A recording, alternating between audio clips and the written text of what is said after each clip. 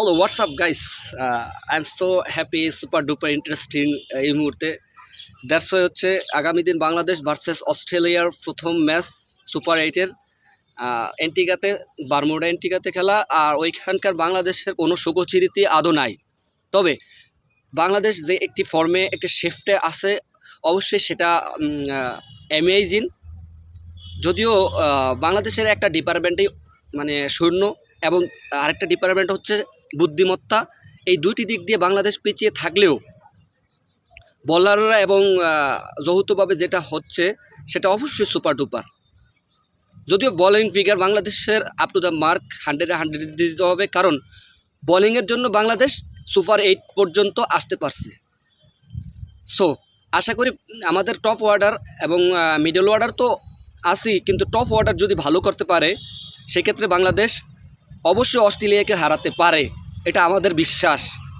যদিও অস্ট্রেলিয়ার সাথে আমাদের সাথে খেলা হয়েছিল মিরপুর শেরে বাংলা স্টেডিয়ামে, কন্ডিশনের সহায়তা নিয়ে বাংলাদেশ 4-1 জিতছে, সেই অনেক আগের কথাই।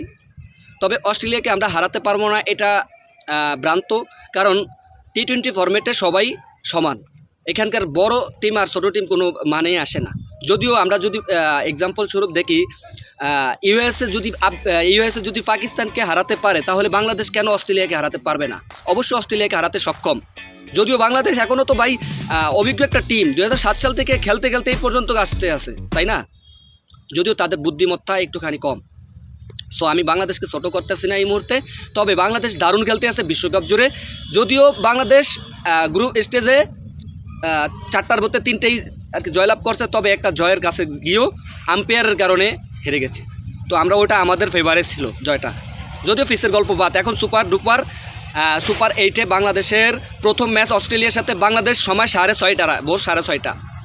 দেখা যাক কি হয়।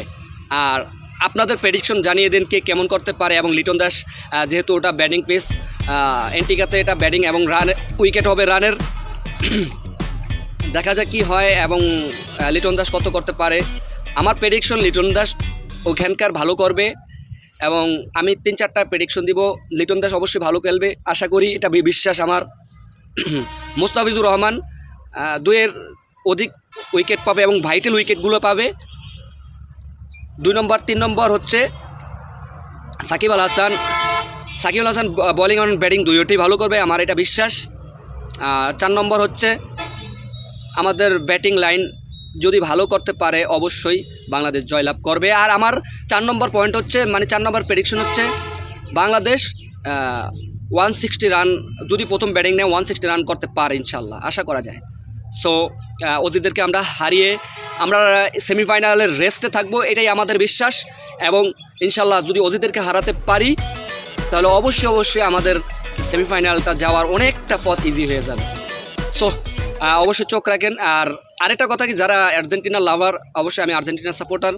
কালকে ভোর 6টা, তাও আর্জেন্টিনার খেলা, ওইদিকে চোখ রাখবেন। এবং বাংলাদেশের তো খেলা আছে 6:30, অবশ্যই চোখ রাখবেন। আর শুভকামনা রইল টিমস টাইগার, যাতে করে ধুমিয়ে তোমরা আমাদের দেশবাসীদের জন্য উপহার দিতে পারো। So best of luck teams tiger, এগিয়ে যাও আপন শক্তিতে। ওকে।